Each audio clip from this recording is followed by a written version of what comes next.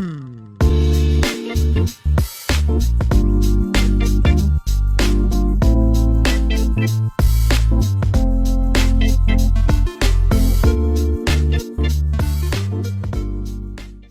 everyone!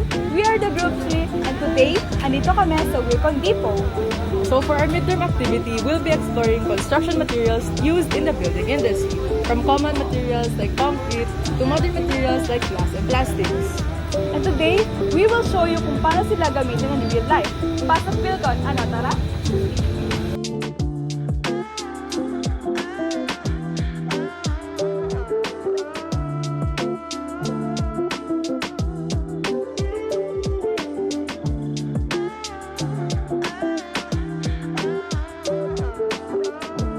Let's start with one of the most essential materials, concrete.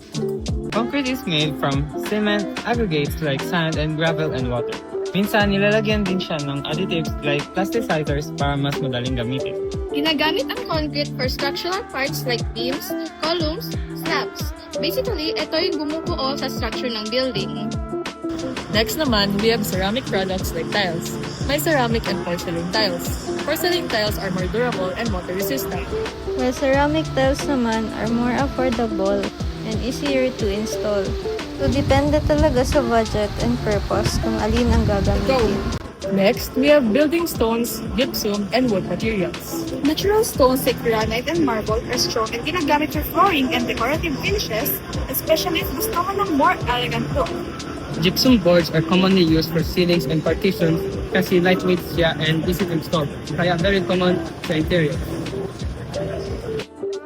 And for wood, we have plywood and particle board. Mas practical sila compared sa solid wood kasi mas affordable and easier to work with. Kaya madalas ginagamit sa cabinets and furniture. Here we have building boards and metals. Boards like plywood and fiberboard are used for walls, ceilings, and insulation. Metals like steel and aluminum are very important kasi sila yung nagbibigay ng strength sa structure.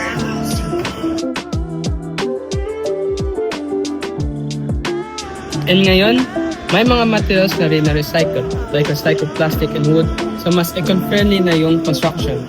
Parang win-win na din. Nakakatulong ka na sa environment, may material ka pa. Plastic materials like PVC are used for pipes, wall panels, and even flooring. Daan siya affordable and hindi pa kinakalawan.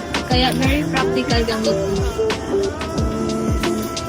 Now, let's talk about glass and plastic materials.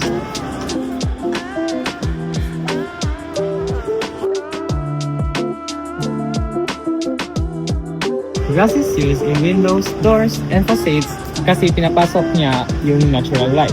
So nakakatipid din sa electricity. Examples include tempered glass, laminated glass, and insulated glass.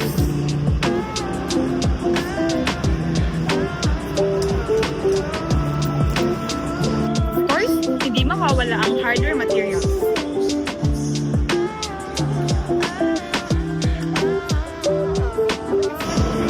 These include nails, screws, bolts, hinges, and locks. Sila ang nagko-connect sa different materials para maging stable yung structure. Kahit maliit sila, super important kasi without this, wala talagang mabubuo. Lastly, we have finishing materials like paints, adhesive, and sealants. Paints are used to protect and improve the appearance ng surfaces, while adhesive naman are used to bind materials like tiles and wood, pang alternative sa nails. And sealants help prevent water and air leaks, especially sa gaps and joints. Sila yung nagbibigay ng final touch sa construction. Through this activity, mas lalo ko nang naging familiar sa materials na ginagamit sa construction. And realize the important talaga ang tamang material selection depende sa durability, function, cost.